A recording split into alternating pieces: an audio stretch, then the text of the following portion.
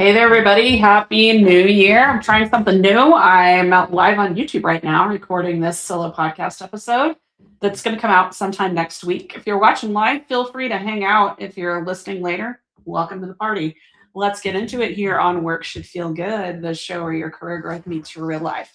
Last week, when I was planning out this episode, I actually asked on my Facebook page just for ideas for what would be useful to people for the first solo podcast episode of the season. And here's what we came up with. Basically, people had a lot of great ideas. And the one I ended up really resonating with me is the person, it's a friend of mine named Bill, that said, everybody has all these great intentions for the new year, but sometimes we have trouble turning them into action. So today we're going to talk about exactly how to do that at a high level. I'm not going to spend a ton of time on here and try to boil the ocean because that's one of the things people are doing wrong. So the pattern that we all have seen, if you've been on planet Earth for any length of time, is that this type of time of year for so many people creates reflection and hope and this sense that I'm going to crush a whole bunch of goals and make this the best year ever. And they spend time noticing what has been working, what hasn't been working, and just plan things that they want to do. And then a few weeks later, after they've made these long lists of resolutions, they end up doing exactly the same crap that they were doing before. I've been very guilty of this in the past. And it's a lot of years I just don't even worry about trying to do new things at the start of the new year. But even years where I really have been focused on that, I haven't always done a great job of follow through, hence the episode today. So this is something that is not about motivation or discipline, though. A lot of times when people make some New Year's goals or resolutions and then aren't able to turn it into action, turn it into the results they want, they will beat themselves up as if they don't have the motivation, they don't have the willpower, they don't have the discipline, they somehow suck in some way. And it's actually not that. Usually there's a few different patterns that people do. They kind of get wrong, they make mistakes that are from the very beginning dooming them to not be able to turn their ideas into action. So we're going to talk about all three of those. These things can apply whether you're doing just one or two small things or whether you're trying to set goals for your whole entire business, which is very much in mind today because I spent my morning today building myself a high level plan for the first quarter of 2026 for my business. So the first mistake people make, and I have been the absolute worst at this. In fact, I was constantly fighting with myself today to make sure I didn't do it again. And that is trying to change everything instead of selecting just a few things to focus on. If you're like me, you have a whole bunch of ideas at all times about how to improve your life, how to improve work, how to improve your family, your health, your business, all the things. And that can be really paralyzing. Now, if I have the luxury of time, I can sit down and make copious lists with SMART goals and all the things of what I'm going to do, but they don't turn into action because there are too many of them. And sometimes also because I went into such depth when I had the luxury of time over, say, a 2-week holiday vacation to write those things down, they don't stand up to my normal life. So what ends up happening is that people have all this great reflection and it falls apart because of a lack of focus. So here's a couple of examples of how you can take a great intention and turn it into something that actually will become part of your habits. The first thing is fitness and health. A lot of people have goals to lose weight, they have goals to eat healthier, those types of things. But what they end up doing is going from nothing, or in some cases, worse than nothing because they indulged and gained extra weight and absolutely didn't even do the minimal workouts that they had planned for the month of December, say. But instead of trying to fix everything all at once, it's a really great idea to pick just one thing every 2 to 4 weeks and work on that. So last year I did this really well up until I found out I had to have surgery and my, some medical leave and things I had to do really messed me up a little bit. But I did really well with reducing caffeine and reducing sugar a lot. in the first 6 to 8 weeks of the year because I took small steps every couple of weeks. So if you have lofty fitness goals, don't go from zero to I'm going to be at the gym every day at 5:30 in the morning. If 5:30 is when you need to work out, fine, but try to do it twice this week, twice next week, and then reevaluate whether you want to add more. Another thing is, like I said, for business planning, when you have something large, like I work full time in my business, having a practice of choosing a few key things to focus on for the quarter instead of spreading yourself too thin is a really good idea. I am a solopreneur that has support from a VA team. So for me, I have a lot of operational things that have to happen no matter what, or I'll be breaching contracts that I have with clients. So what I did today is ask myself a few questions to help me target the first few extra projects above and beyond normal operations that I was going to do for Q1. So, some of the questions I asked myself were, what is costing me the most energy in my business right now? That uncovered some stress around pipeline of new clients, and it also uncovered some annoyance with some systems things that I need to dial in and improve. Another question I asked is, if I fixed only one thing, what would make everything else easier?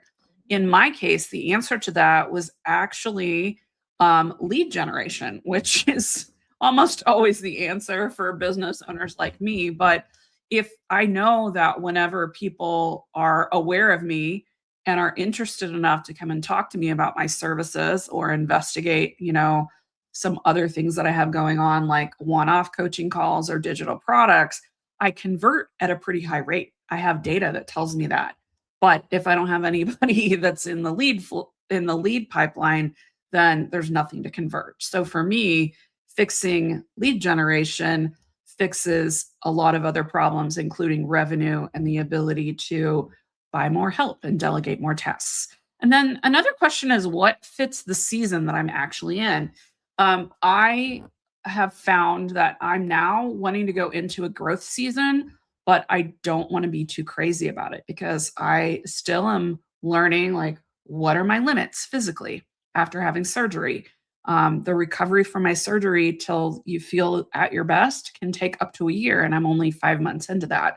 So for me, a season of making things effective but not trying to do too many things is really important to me. So, for reference, some of the things I came up with are that I really miss teaching. Another thing I asked is, what do I miss doing?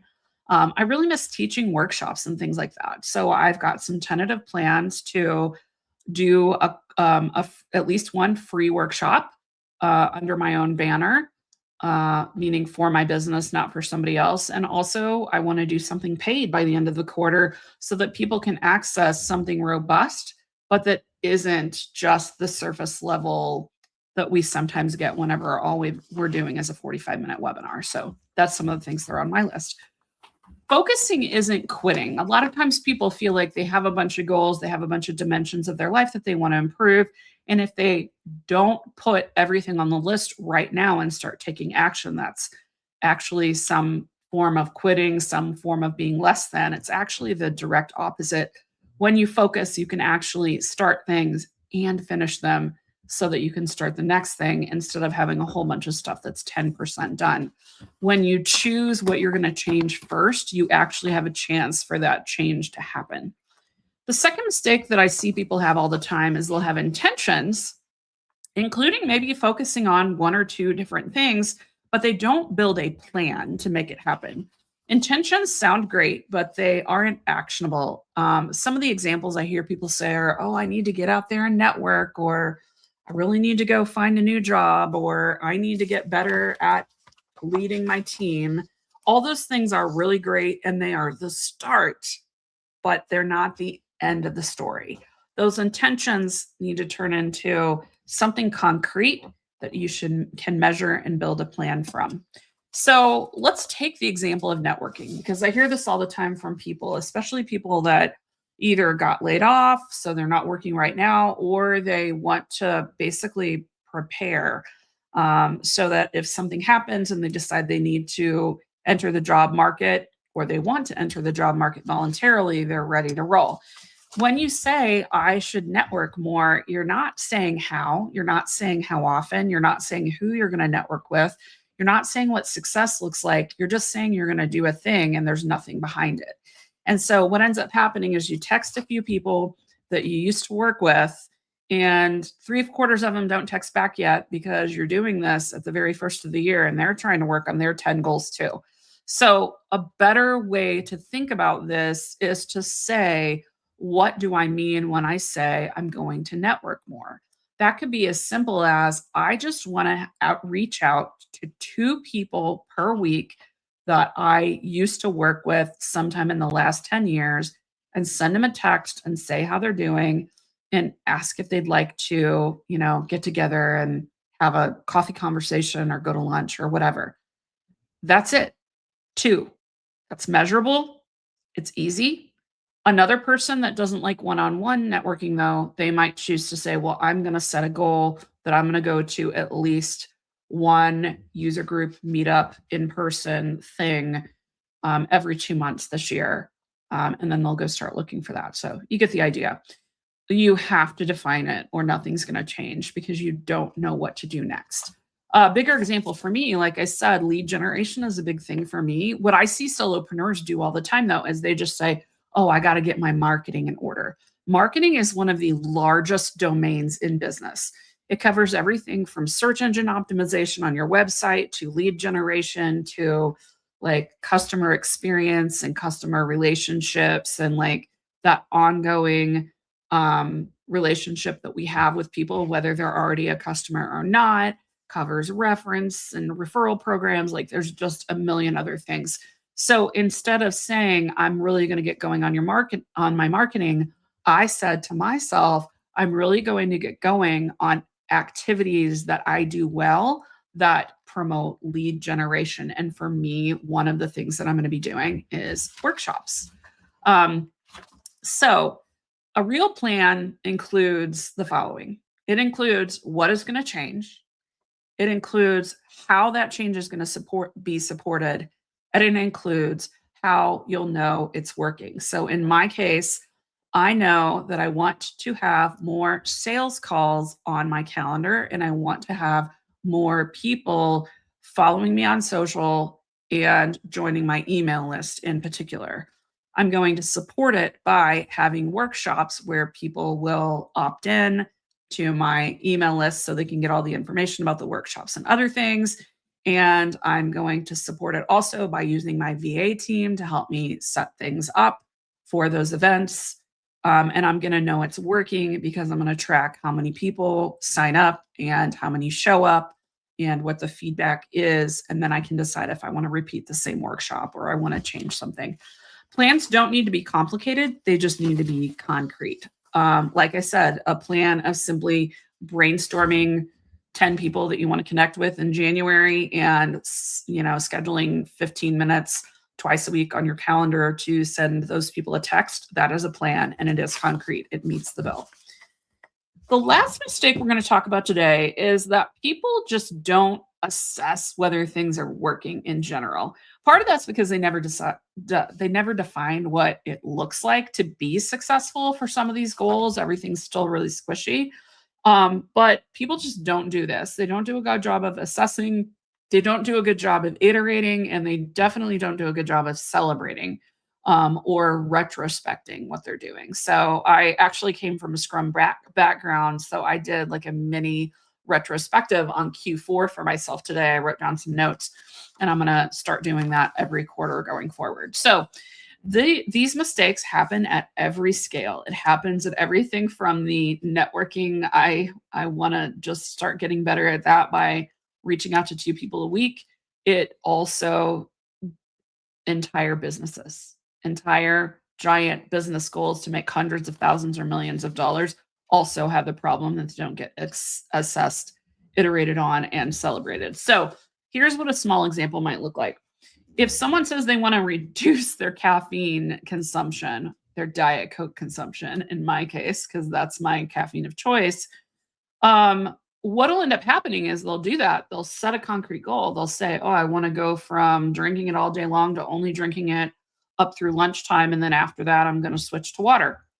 I did that last year, but they won't acknowledge that they've done it. So in my case, I actually took myself for a pedicure last year whenever I had reduced my diet cokes and I wasn't drinking any after lunchtime for I think it was like 2 weeks. I let myself, go get a pedicure. I probably would have got the pedicure anyway, but I tied the celebration to the goal and it just made it stick a little bit more for me.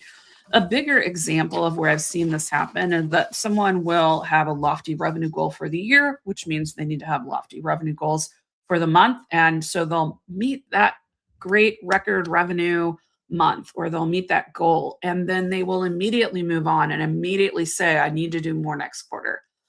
It may actually be true that you need to make money for financial reasons that's more in Q2 than it was in Q1. That is a legit thing, but not stopping to say, you know what, I set a goal to make $25,000 in Q1 and I hit $26,000. I actually beat my goal and I'm excited about that. I need to make 30 in Q2. That belongs in Q2's planning. You need to celebrate the fact that you made $26,000 against your $25,000 goal. Progress doesn't end up sticking if it's invisible. And one of the best ways to make it visible is to celebrate it, especially if you can celebrate it with someone. And that could be as simple as let's go have tacos to celebrate the fact that I hit my revenue goal, or it could be something large, but just observe the thing. Today, when I was doing my retrospective on Q4, in Q4, I actually didn't have a revenue goal. My goal was more towards making sure that I was getting back in the swing of things, of working, understanding my limits, and preparing some things for Q1. But my goal was basically just to start Q1 in better shape than I started Q4 last year. And I just simply journaled about it for a few minutes and said, I survived this. I accomplished this. I feel better about what is going to happen for me in 2026.